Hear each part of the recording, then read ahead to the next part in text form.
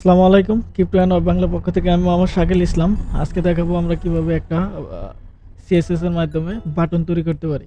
তো এর জন্য আমরা যাব একটা ফোল্ডার ক্রিয়েট করব। আগে ফোল্ডার ক্রিয়েট করার পর আমরা সেখানে একটা কি করব, আমি একটা ফোল্ডার দিতেছি সিএসএস 3। এটা একটা ফোল্ডার নিলাম। এই ফোল্ডারের ভিতরে আমার যত রকমের ডিজাইন আছে আমি সেগুলো করবো ইনশাল্লাহ।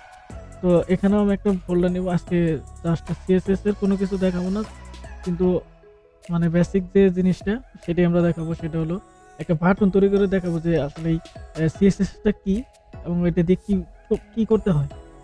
এর জন্য আমি বাটন লিখবো, একটা বাটন ফোল্ডারের নাম দিলাম।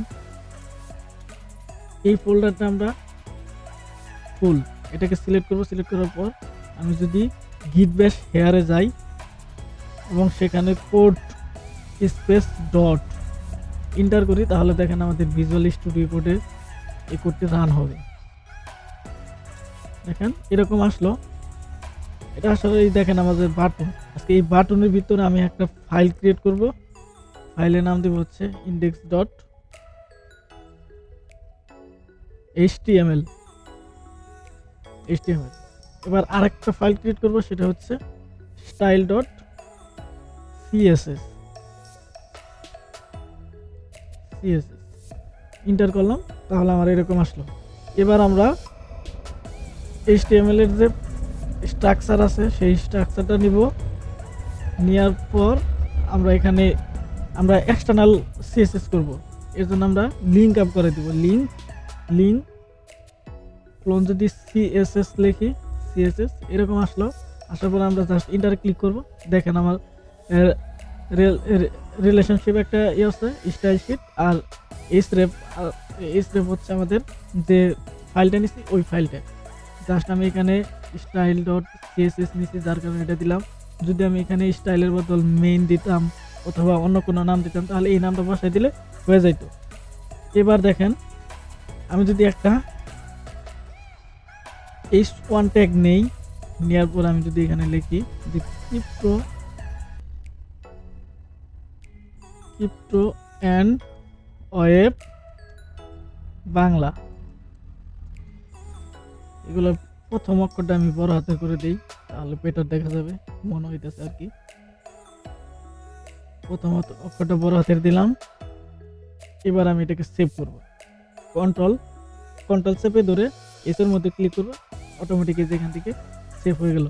এবার যদি দেখেন আমি এই যে গো লাইভ নিচে এই গো লাইভে ক্লিক করি, তাহলে এটা কি রকম আসে দেখেন। গো লাইভে ক্লিক করলাম, আমার এরকম আসলো। আসার পর এটাকে আমি ছোট করে নেই। আমি H4 নামে ট্যাগ আছে একটা, এই ট্যাগটা এখানে দিলাম। এটাকে যদি আমি এবার সেভ করি, এটা আমি ছোট করে নিই। দেখেন এবার লেখাটা অনেক ছোট হয়ে গেছে। এবার যদি আমি এই H4 কে ধরে সিএসএস করি, তাহলে আমার এটা সুন্দর একটা ডিজাইন আসবে এবং দেখতে অনেক সুন্দর দেখা যাবে। তো আশা করি আমার এই ভিডিওটি আপনাদের ভালো লাগছে। যদি ভালো লাগে তাহলে আমার চ্যানেলটি সবাই সাবস্ক্রাইব করবেন এবং বন্ধুদের শেয়ার করবেন এবং সবাইকে শেখার একটা সুযোগ করে দেবেন। আমার চ্যানেলটি হচ্ছে ক্রিপ্টো অ্যান্ড ওয়েব বাংলা। যদি এইভাবে আপনারা ইউটিউবে যান, ইউটিউবে যাওয়ার পর এখানে সার্চ করেন CRYPTO crypto and web Bangla. এই যে ওয়েব বাংলা প্রথমে আসলো, এটাকে আমি একটু বড় করি। দেখেন আমার এই লোগো আর এটা হচ্ছে নেম। এখানে যাবেন, যাওয়ার পর সবাই এই যে সাবস্ক্রাইব বাটনে সাবস্ক্রাইব করবেন এবং এই পাশে থাকা অল বাটন, এই বাটনটাকে ক্লিক করে জয়েন করে নেবেন। আর আমার যারা এখন পর্যন্ত এই কোর্সটি এখনো শিখতেছেন না এবং শিখতে চাইতেছেন, শেখার জন্য আপনারা বেসিক্সে শিখবেন, সেই শেখার জন্য এই প্লে লিস্টে যাবেন। এই প্লে লিস্টে যাওয়ার পর দেখেন এখানে আমার ফুল এই যে HTML5 ফুল কোর্স, এখানে 5টা ভিডিও দিছি। ইনশাল্লাহ আরও ভিডিও আসবে, মোট 25টা অথবা 30টার মতো ভিডিও দিব এবং একটা ভিডিও দিব সেটার মধ্যে এই 25টা ক্লাসই একসাথে থাকবে। সবাই আপনারা এইভাবে দেখে নেবেন। যাই হোক, আর বেশি কথা না বাড়াই, আমরা এটাকে এভাবে দেখলাম। এবার যদি আমি এটা H4 একটা ট্যাগ নিচ্ছি, আমি যদি এবার H4 দেই, H4 দিয়ে এভাবে কার্লি ব্র্যাকেট দিলাম, দেওয়ার পর এটার যদি আমি একটা কালার দেই, CSS এর কিছু আছে, নেম আছে, ওইগুলো দেওয়ার পর আমরা ডিজাইন করতে পারি। কালারটা আমি বর্তমানে রেড দিই, রেড হয় না, রেড। এবার যদি আমি এটাকে সেভ করি, তাহলে দেখেন আমার এই লেখাটা হয়ে গেছে। এটাকে আমি ছোট করি, তো এবার কালার দিলাম। এবার আমি লেখাটাকে মাঝখানে নেব, তাহলে টেক্সট নামে একটা আছে, টেক্সট অ্যালাইন নামে একটা প্রপার্টি আছে এবং এর ভ্যালু আছে, সেন্টার দিয়ে দিলাম। এবার সেভ করি, দেখেন সেন্টার হয়ে গেছে। এবার এটাকে আমি একটা বাটন তৈরি করব, বাটন। এবার আমি দিতে পারি কি, বর্ডার দিলাম। এই বর্ডারটা আমি দিব হচ্ছে 2 পিক্সেল সলিড, কালার হচ্ছে গ্রিন। যদি এটা এবার দেখেন, এবার একটা বাটন হয়ে গেছে। বাটনটা এরকম আসলো। এটাকে আমি হালকা একটু প্যাডিং দেই, প্যাডিং দিলাম, প্যাডিং আমি 5 পিক্সেল দেই। এবার যদি সেভ করি, দেখেন প্যাডিংটা এরকম চারিপাশে। আর এটা ছোট করার জন্য এই যে লেখাটা অনেক, এটা এরকম ফুল, এটা যদি আমি দেখি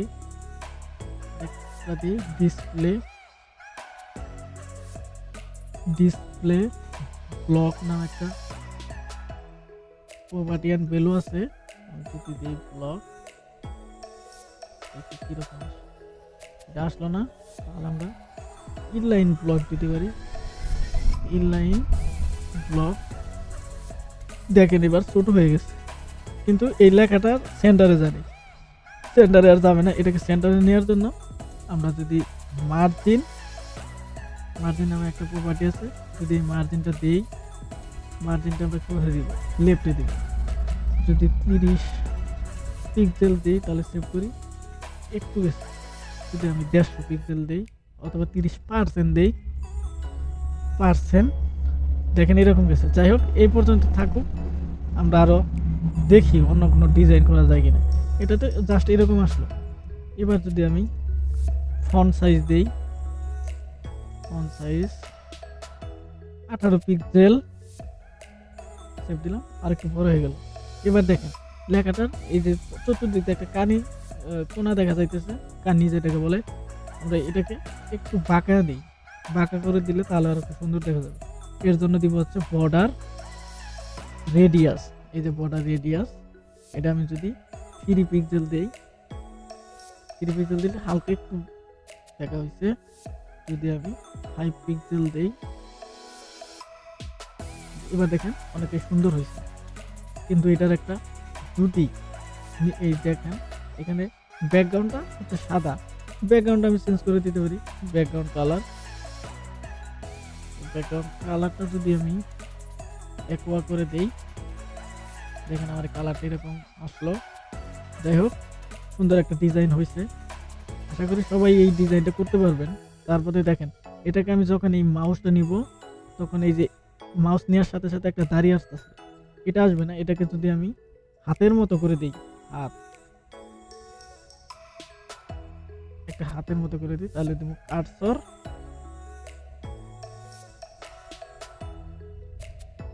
কার্সর যদি আমি পয়েন্টার করে দেই, এটাকে সেভ করি, দেখেন এবার এই যে হাতের মতো আসতেছে এখানে নেওয়ার সাথে সাথে। এবার দেখেন আর একটা ডিজাইন করব, যখন আমি এইভাবে নিতেছি, এটার কোনো কালারও চেঞ্জ হইতেছে না, ব্যাকগ্রাউন্ডটা সরতেছে না। যদি আমি এটাকে দিতে চাই, তাহলে আমি H4 একটা এরকম শ্যাডো চিহ্ন দিবেন, দেওয়ার পর এটাকে আমি হোভার করব। হোভার করলে দেখেন, হোভার করলে কি আসে, হোভার করলে আমি যদি কালার চেঞ্জ করি, কালারটা দিব FFF, এটা হচ্ছে সাদা। এটাকে সেভ করি, যখন আমি হোভার করব, দেখেন কালারটা সাদা হয়ে যাচ্ছে। সুন্দর একটা ডিজাইন। এটা ফার্স্ট মানে দেখেন দেওয়ার সাথে সাথে চেঞ্জ হয়ে যাবে। এইবার যদি আমি এই H4 এর ভিতরে আরেকটা ট্যাগ দেই, এর প্রপার্টি দেই, এটা হচ্ছে ট্রানজেকশন। এই ট্রানজিশনটা হচ্ছে সবসময় সেকেন্ডের মধ্যে কাজ করে। 0.7 সেকেন্ড দেই, সেকেন্ড দিতে হবে এইচ দিয়ে। এটাকে আমি সেভ করি। এবার দেখেন সুন্দর কত স্লো একটা ওভার হইতেছে, কিন্তু আমার ব্যাকগ্রাউন্ডটা চেঞ্জ হইতেছে। এবার যদি আমি ব্যাকগ্রাউন্ডটা চেঞ্জ করি, ব্যাকগ্রাউন্ডটা চেঞ্জ করে কি কালার দিতে পারি, ব্যাকগ্রাউন্ডটা আমি এটা গ্রিন করে দিই, গ্রিন। যাই হোক, দেখো সুন্দর সুন্দর একটা বর্ডার, কত ফাইন না? তো এইভাবে সবাই বাটন তৈরি করতে পারেন। নেক্সট ভিডিও আসবে আপনারা কিভাবে সাইন আপ ফর্ম বানাতে পারেন, তারপরে অনেক ডিজাইন করতে পারেন, সেই ধরনের ভিডিও আমি দিব। সবাই আমার এই ভিডিওগুলো দেখবেন এবং কি আমার চ্যানেলটা সাবস্ক্রাইব করবেন, সবাইকে শেয়ার করবেন। আজকের এই ভিডিওটি এই পর্যন্ত, সবাইকে ধন্যবাদ। আসসালামু আলাইকুম।